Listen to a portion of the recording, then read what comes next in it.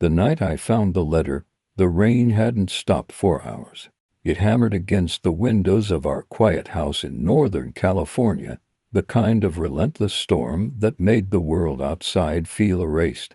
I remember sitting at my desk, sipping cold coffee, trying to finish a report for work, when I noticed the corner of an envelope sticking out from beneath Melissa's jewelry box. Funny how small things change everything. It was cream-colored, sealed with a neat fold. My name wasn't on it. Her handwriting, I would have recognized it anywhere.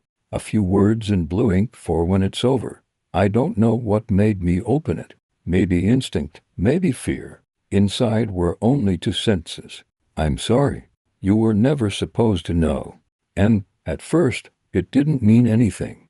But something in my gut turned cold. Melissa had been different lately, distant, always on her phone, long work trips that didn't match her company calendar. We'd been married 12 years, and I thought I could still read her. Turns out, I was blind. I searched the house that night like a man possessed. Her laptop was gone. So was her work badge. The spare phone she used for clients. Disconnected. At 2 a.m., headlights swept across the driveway. For a second, I thought she was back. But it was someone else, a black sedan idling by the curb. The driver didn't move, didn't turn off the engine, just sat there, watching. I went out onto the porch. The rain soaked through my shirt in seconds.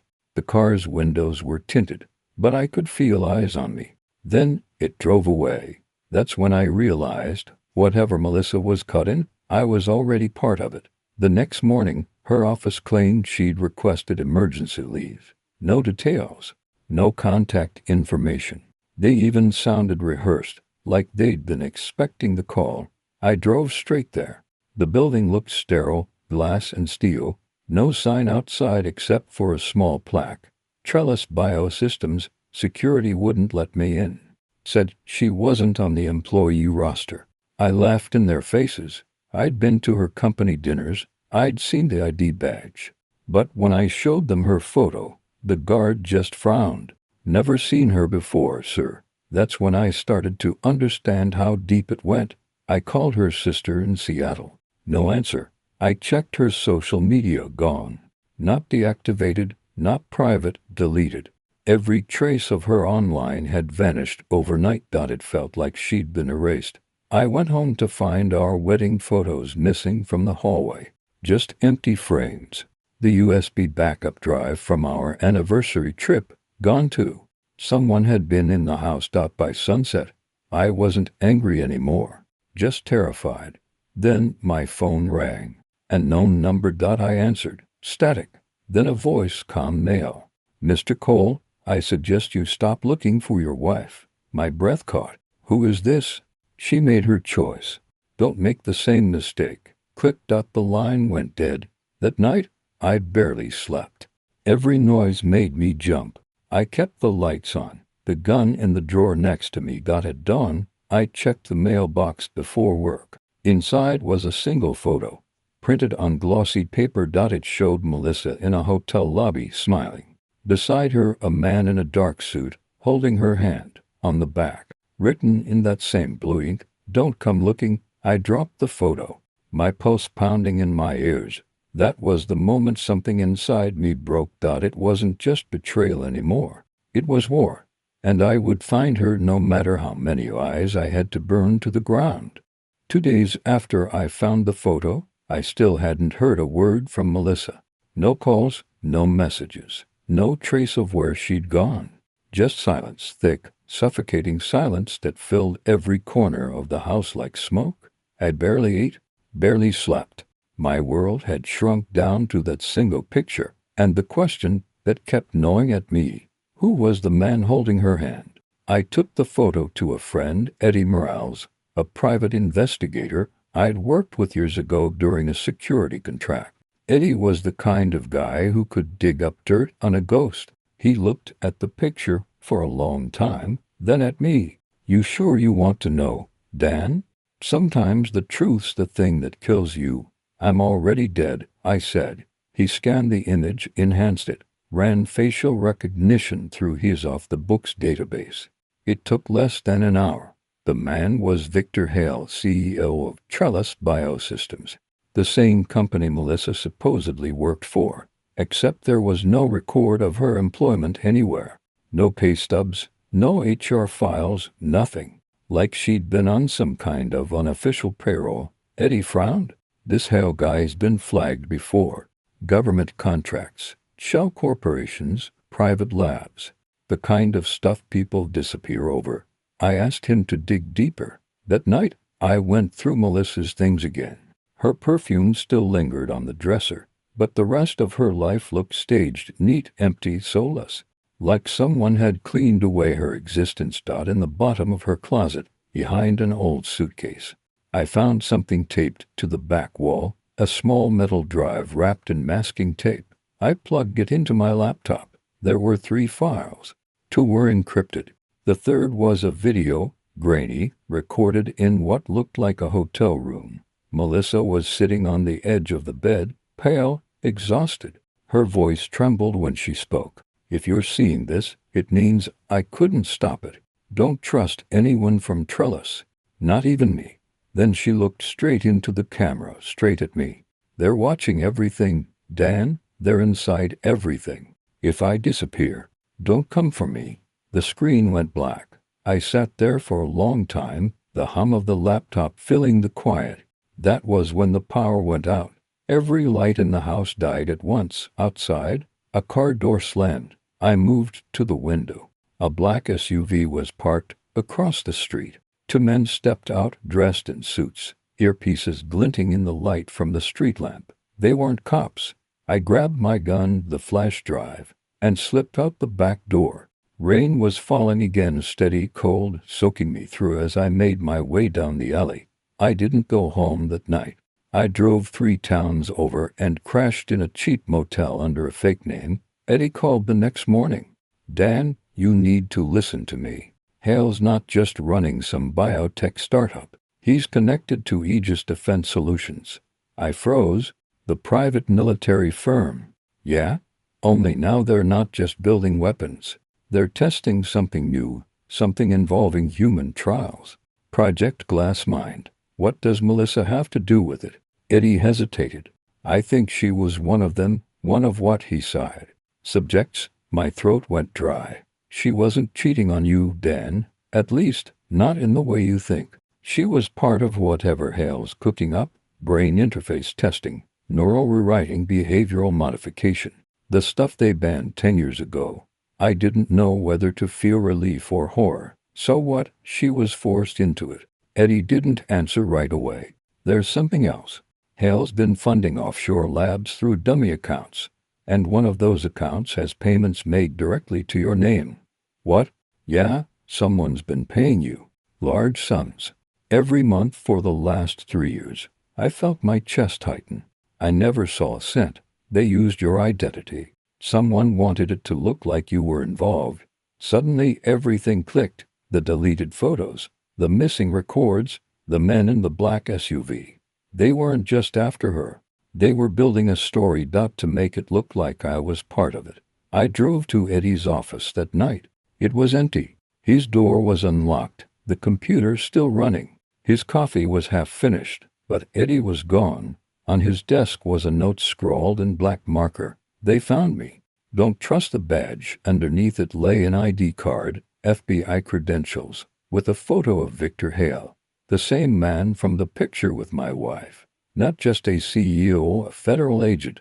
And in that instant, everything around me seemed to fall away. Melissa hadn't betrayed me. She'd been trapped. And now, I was next.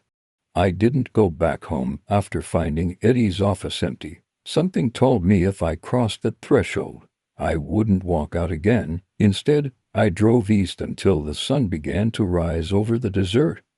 The road stretched endlessly, a thin scar cutting through the silence.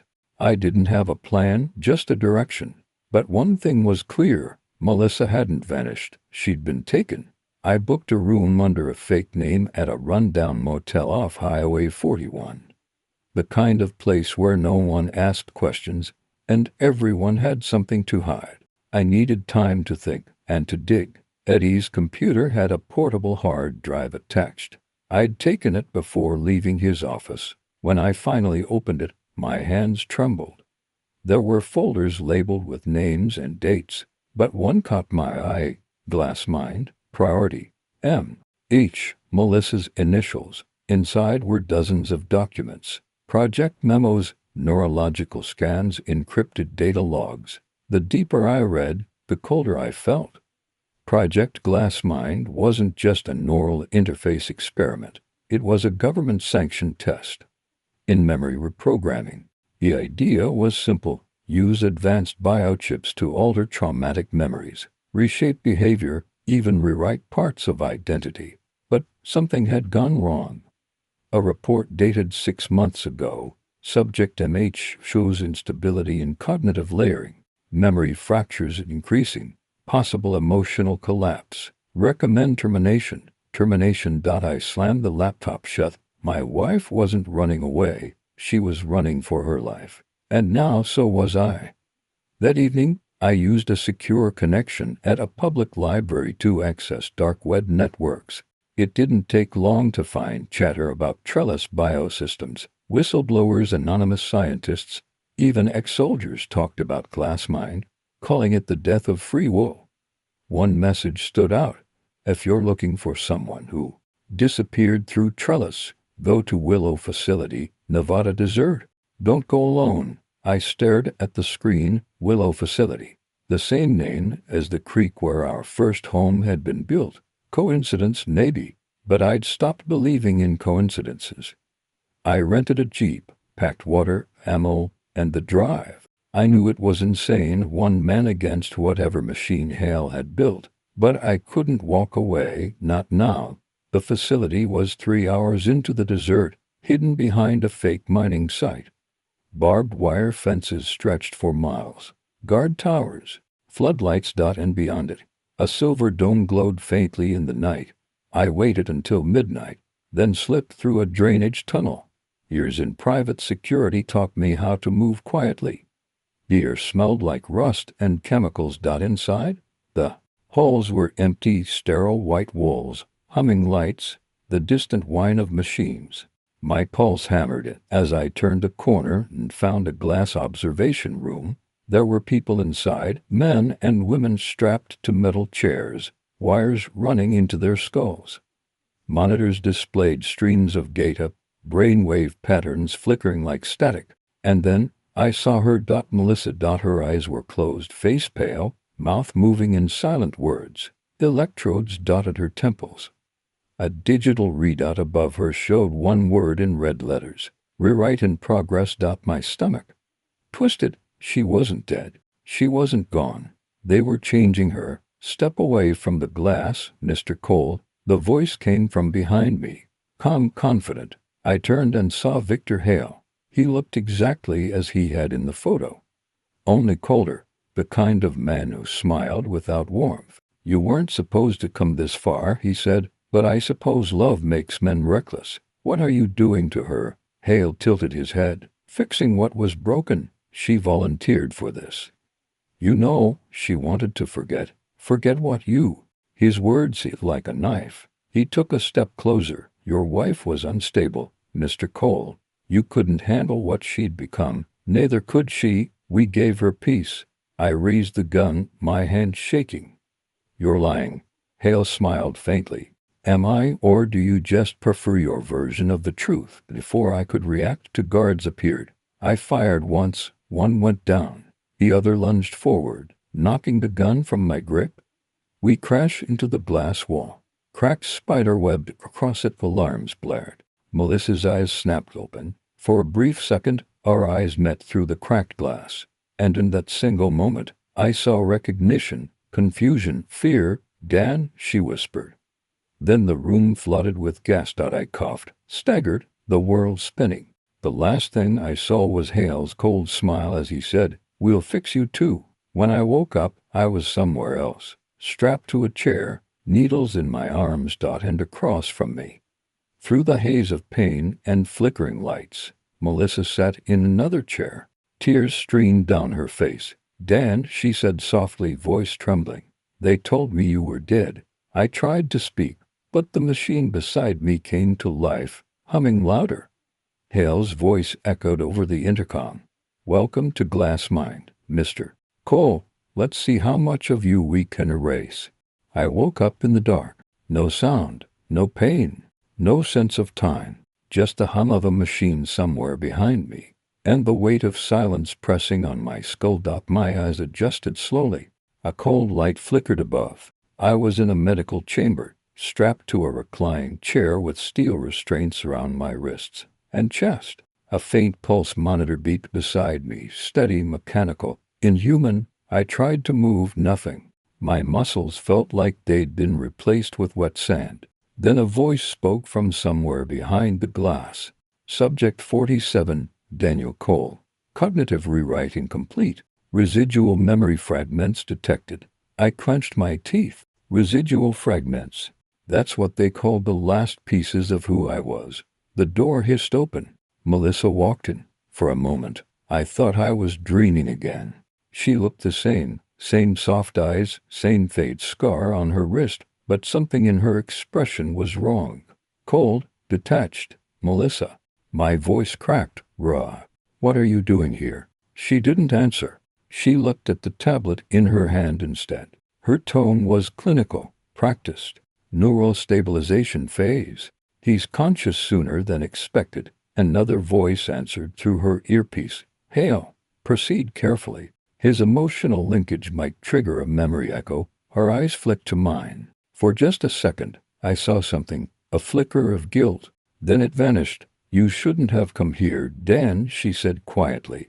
You were never supposed to see this. I swallowed hard. You're working with them? She hesitated. For them. I built part of it. The interface. The mapping system. The words sank in like a slow knife. You built this.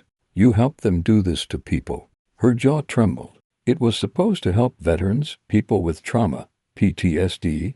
I never wanted. She stopped herself. Then Hale took control. He turned it into something else. He made me part of it. You lied to me for years. I had no choice, he said. They threatened our family. They would have erased you if I didn't cooperate. I laughed bitterly. And now you're finishing the job yourself. Her eyes filled with tears, but she didn't move. The tablet in her hand beeped, an alert. Warning, subject resistance increasing. Emotional interference detected. She stepped back. Dan, listen to me. I'm going to shut it down. But you have to pretend. The intercom crackled. Hale's voice sliced through the air. What's going on in there, doctor? Melissa froze.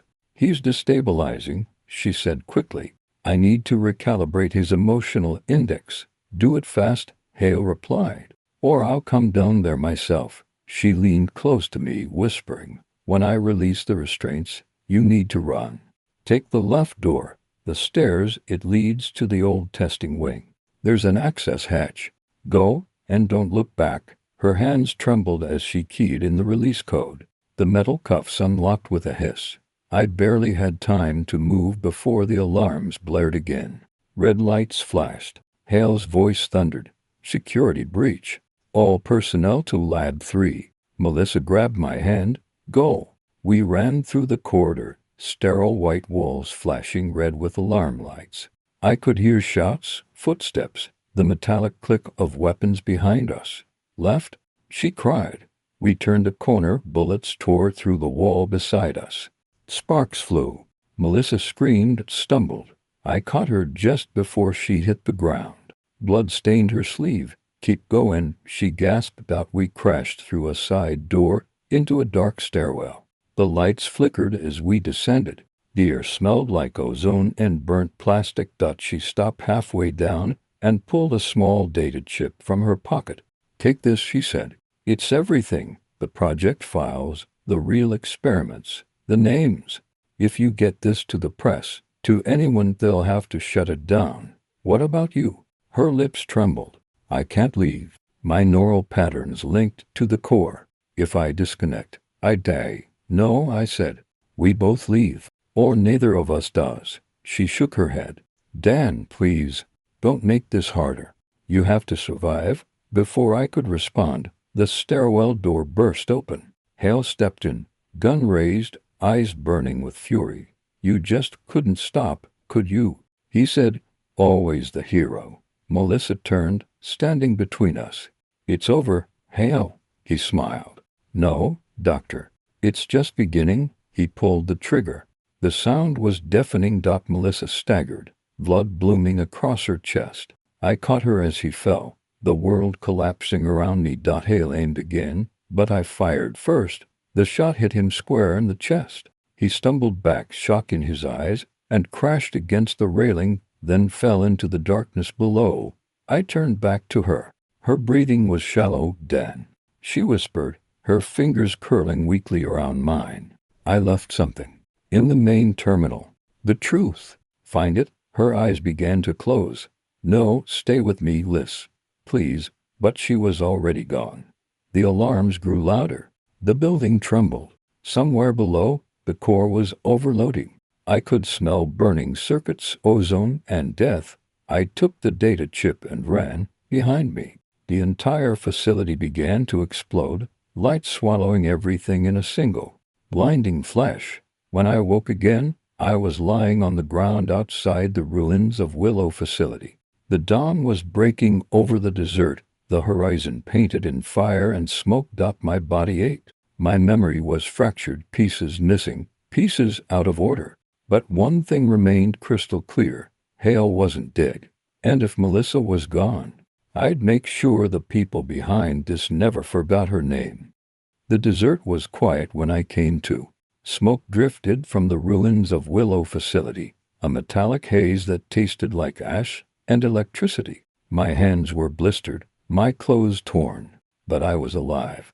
And that meant someone still had to pay. The data chip Melissa had given me was still in my pocket, half melted, the edges scorched. I held it tightly, like a relic, her last heartbeat, trapped in silicon. For hours, I wandered through the wreckage. Pieces of twisted metal, scorched screens, burned out terminals. The storm from the night before had passed, leaving the sky open and pale. Then I saw it, a single door frame still standing amid the debris. Inside was what used to be the control room, and there, on a half-buried monitor, the screen flickered to life. A recorded message. Melissa's face appeared, ghost-like in the static. If you're watching this, Dan, it means I didn't make it out. You have to understand, I never wanted to hurt you. I just wanted to protect you. Her voice cracked. Project GLASSMIND wasn't meant to erase memories. It was meant to replace them, to rewrite who people were, turn them into what Hale wanted. Obedient, loyal, programmable. They started with soldiers. Then civilians. Me. She paused, tears slipping down her face. I volunteered because I thought I could stop it from the inside. But I became their test subject. My memories, my love for you, they tried to rewrite all of it. They almost succeeded, but love resists control. It always does. Static. Then her image faded to black. For the first time in days, I let myself cry. Not out of grief, but fury. It took me 3 weeks to reach Los Angeles. 3 weeks of sleeping in motels, hacking connections, staying one step ahead of the suits who were still following me. Because even after the explosion, they were out there, watching, waiting. The world thought Willow facility was an accident, a gas explosion. The headline said, no mention of trellis biosystems, no mention of the hundreds of erased minds. But I had proof, and I was done hiding. Eddie had once told me, the truth doesn't kill you, it makes you dangerous. He was right. I met with a journalist named Clara Voss, one of the few left who wasn't bought or afraid. We sat in a dim diner off Sunset Boulevard, the neon flickering on her face. You understand what this means? She said after I handed her the chip. It means you'll never sleep again, I said. She plugged it into her laptop. Lines of code and documents filled the screen, reports, contracts, classified memos linking Trellis to Aegis Defense and several federal agencies. This is enough to bury them, she whispered. Then do it. She looked at me. And what about you, Mr. Cole? I smiled, but there was no warmth left in it. I'm already buried. The story broke 3 days later. Headlines around the world. Government and private firms involved in illegal neural experiments. Memory manipulation program exposed. CEO Victor Hale presumed dead in facility explosion. Presumed. That word gnawed at me, because I knew he was in single quotes T. 2 months passed. The investigation spread like wildfire. Protests, resignations, public outrage, all the noise of truth breaking through silence. But peace never came. Every night, I saw her, Melissa, in my dreams. Sometimes she was smiling. Sometimes she was calling for me from behind glass walls. And sometimes I heard her voice whispering something else. They're not done, Dan. I tried to ignore it, tried to believe the world had finally changed, until one morning I received an email from an anonymous sender. No subject, no message, just a single attachment, a video file. I hesitated before playing it. Then the screen filled with static. A man's voice echoed through the speakers. Calm, familiar. Mr. Cole, you should have stayed buried. Then the video focused. Victor Hale live. Scarred but very much alive. Behind him, I saw something that made my blood run cold. A new lab. A row of subjects sitting in chairs, electrodes glinting under harsh white light. You stopped one project, Hale said, but you inspired another.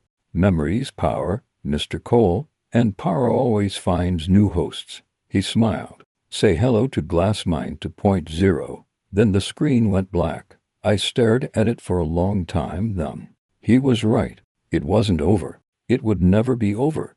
I packed what I had, gun, burner phone, one photo of Melissa, and left the motel before sunrise. The streets were quiet, the city still half asleep. In the reflection of a shop window, I barely recognized myself anymore. The man who once sold home security systems was gone. What remained was something else, sharper, colder, alive with purpose. If Hal wanted to build another machine, he'd have to do it over my dead body. As I walked toward the rising sun, I thought of her last words, love resists control. And for the first time, I understood what she meant, because love wasn't about holding on. It was about fighting even after everything was taken from you. Weeks later, a news report aired quietly at 2 a.m. Unidentified man infiltrates private research compound in Arizona. Dozens of casualties. Facility destroyed. No survivors confirmed. Some said it was sabotage.